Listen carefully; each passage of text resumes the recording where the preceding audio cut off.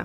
সকাল 10টা বেজে গেছে, এতক্ষণে এসেছে কোথা থেকে যেন নাস্তা করতে। আজকে কিন্তু ওদের পছন্দের আলু ভাজি করেই ওদেরকে ভাত খেতে দিয়েছি। তোমরা আবার বলো না বাচ্চাদেরকে মাটিতে কেন ভাত দিয়েছি। ওদেরকে প্লেটে ভাত দিলে ওরা ভীষণ ঝগড়া করে, একদম তাশফিক তানিশার মতো। এদিকে কিন্তু আমার ছাদ বাগানের সবগুলো চারাই বড় বড় হয়ে গেছে। সেদিন যে একটা ভিডিওতে তোমাদের দেখিয়েছিলাম পুঁই শাক, কলমি শাক, তারপরে হচ্ছে মিষ্টি কুমড়ার বীজ লাগিয়েছিলাম না, মাশাআল্লাহ সবগুলি বীজ কিন্তু চারা হয়ে গেছে। তোমরা যারা আমার আগের ভিডিওতে বীজ লাগাতে দেখেছো ওরা অবশ্যই আজকের ভিডিওতে বীজ থেকে চারা হয়ে যাওয়াটা দেখে খুবই খুশি হবে।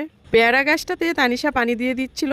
দীর্ঘদিন বৃষ্টির পর কিন্তু 2 দিন ধরে ভালোই রোদ উঠছে। করমজা গাছের গোড়ায় আর তেজপাতা গাছের গোড়ায় তানিশা এখন পানি দিয়ে দিচ্ছে। 2 দিনের রোদেই কিন্তু গাছের গোড়াগুলো একদম শুকিয়ে গেছিল। আর এই পেয়ারা গাছটা কিন্তু দেশি পেয়ারা, এই পেয়ারাগুলো কিন্তু খেতে ভীষণ মজা হয়। আর আমি অল্প অল্প করে ছাদ বাগানে গাছ লাগাচ্ছি, যদিও কচু গাছগুলো আমার অনেক আগে থেকেই লাগানো ছিল, এই জন্য গাছের গোড়ায় কিন্তু অনেক লম্বা লম্বা লতি ধরেছে।